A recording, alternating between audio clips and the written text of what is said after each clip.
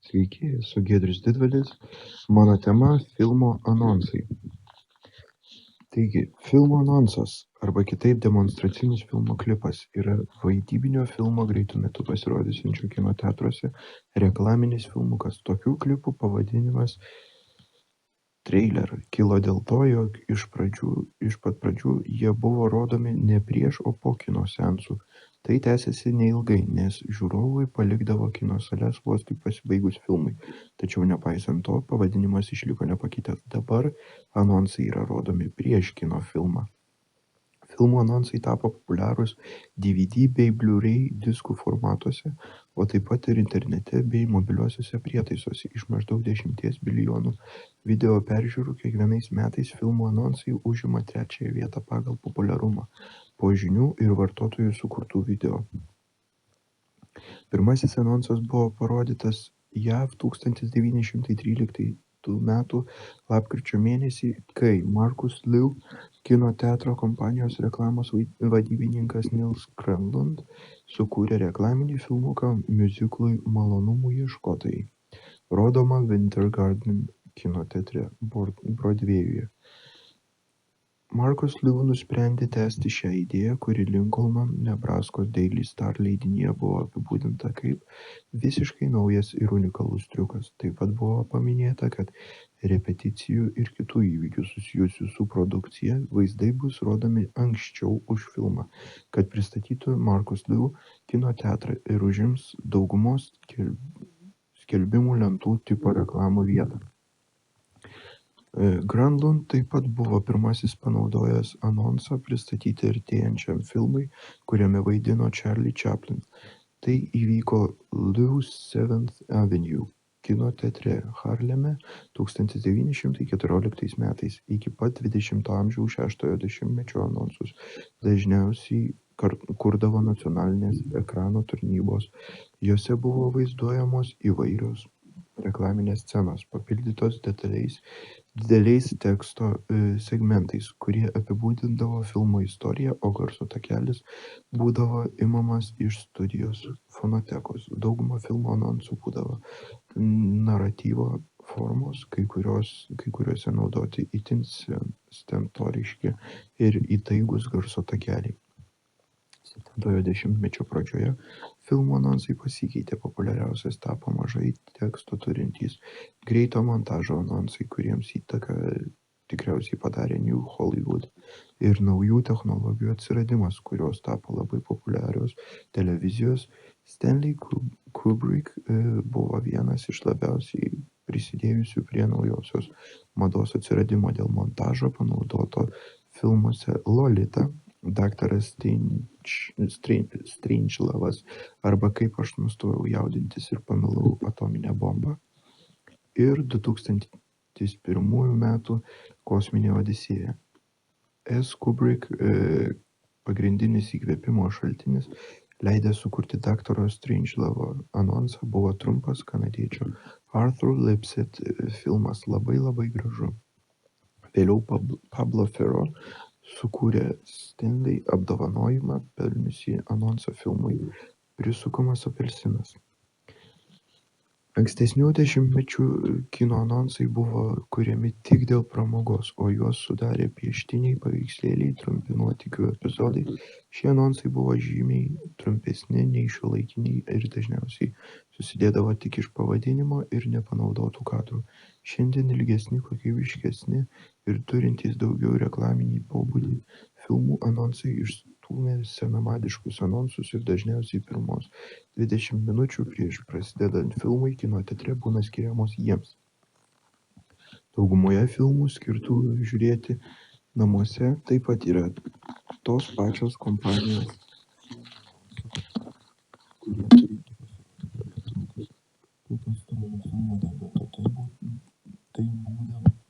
Tai būdas sutaupyti lėšų naujus filmus mažiau reklamuojant televizijos tokiuose VHS įrašuose. Stengiamasi priminti žiūrovui, kad jis peržiūrėtų greit pasirodysiančių filmų anonsus po filmo. Atsiradus DVD ir Blu-ray kokybės įrašams, anonsai tampa papildoma pramoga, ne tik paprastais reklaminiais filmukais.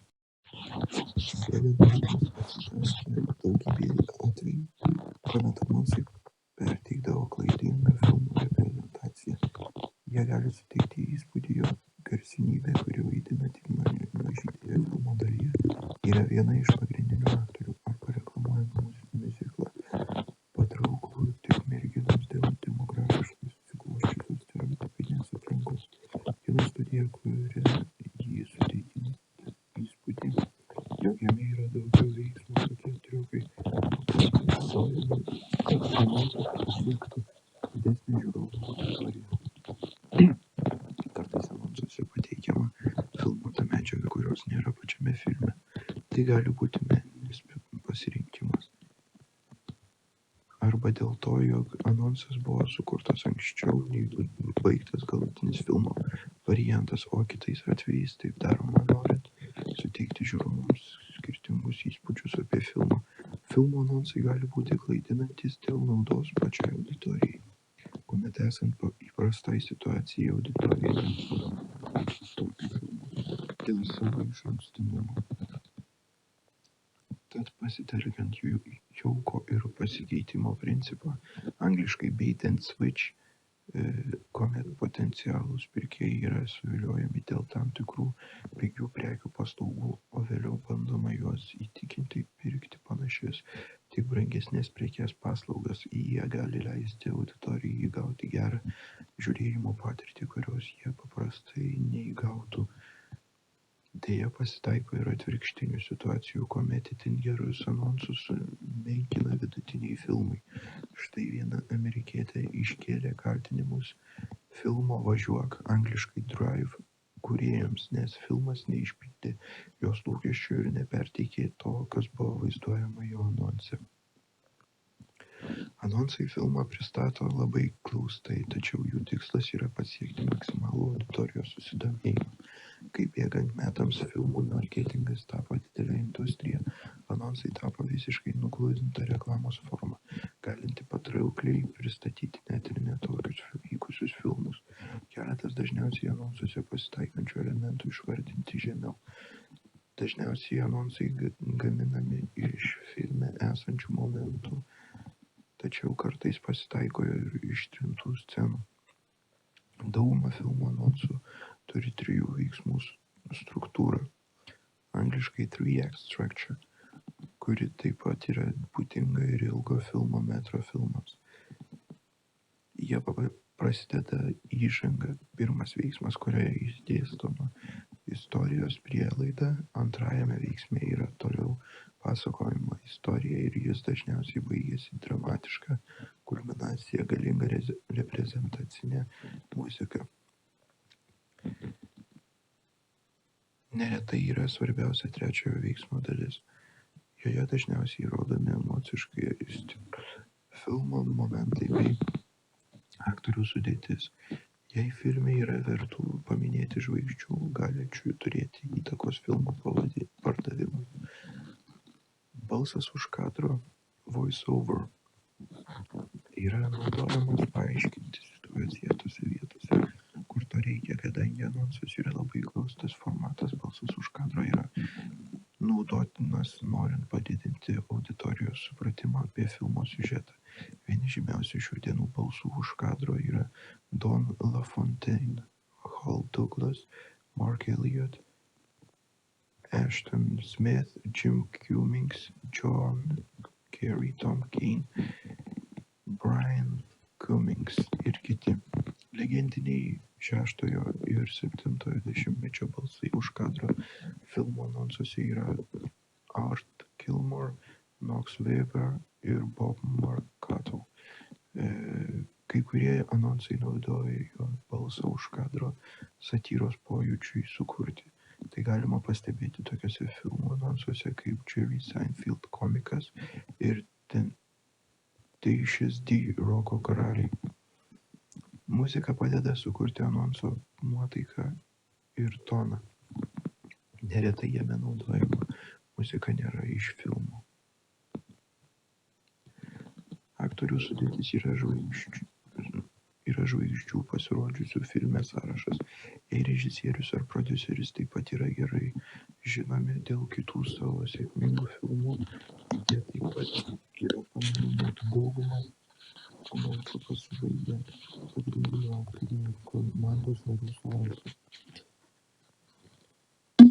Tai tas pats sąrašas, kuris figūruoja plakatuose ir kitoje spausdintoje medžiagoje, taip pat neretai ir ekrano filmo pradžioje ir pabaigoje. Kuriančios filmo studijos logotipas dažniausiai rodomas anonso pradžioje. Iki 8-ojo dešimtmečio logotipus dėdavo tik anonsų pabaigoje. Kartais tai gali būti tiek kuriančios studijos logotipas, tiek ir filmo platintojų. Dauguma anonsų gaminami Dolby Digital technologija, scenos, kuriuose juos sustiprintų stereofoniniu garsu, muzikos bei garso efektų yra pagrindinis fokuso taškas daugumoje šiuolaikinių anonsų. Filmų anonsai paprastai yra pristatomi tokio pat formato kaip ir pats filmas 35 mm juostoje arba skaitmeniniame formate. Didelės spartos interneto jungtys leidžia anonsus pristatyti bet kokia pageidaujama rezoliucija. Nacionalinė ekrano tarnyba National Screen Service arba kitaip NSS konstatavo, jog filmų anonsai turėtų būti grąžinami kino teatro išlaidomis arba sunaikinami. Deja, nebuvo nustatyta, jog turėtų būti pateikiami sunaikinimo ir atsikratymo įrodymai. Prekyba anonsais atsirado tuomet, kai tapo aišku, jog kai kurie iš jų yra ypač vertingi kolekcionieriams. Dauguma filmų, kaip Žvaigždžių karai, anonsai, kurie buvo skelbiami kaip sunaikinti, buvo ištraukti iš šiukšlių dėžių ir parduoti kino teatro darbuotojų. Žinant, jog sumontuoti vieną iš anonsų kainuodavo maždaug $60 1981 metų duomenimis, o už rodymą kino teatruose būdavo gaunama tik $10. Tai lėmė, jog NSS pakėlė anonsų nuomos kainas, o tai iššaukė žymų anonsų rodomų kino teatruose skaičiaus sumažėjimą. Kai kuriuose kino teatruose pradėjo rodyti anonsų šiukšlių programas susidedančias vien tik iš anonsų, nerodant pagrindinių filmų. Panašiai buvo pradėta pardavinėti DVD diskai, kuriuose buvo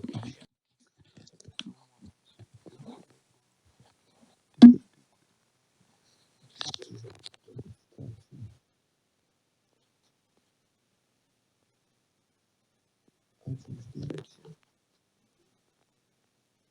Tai buvo filmų anonsų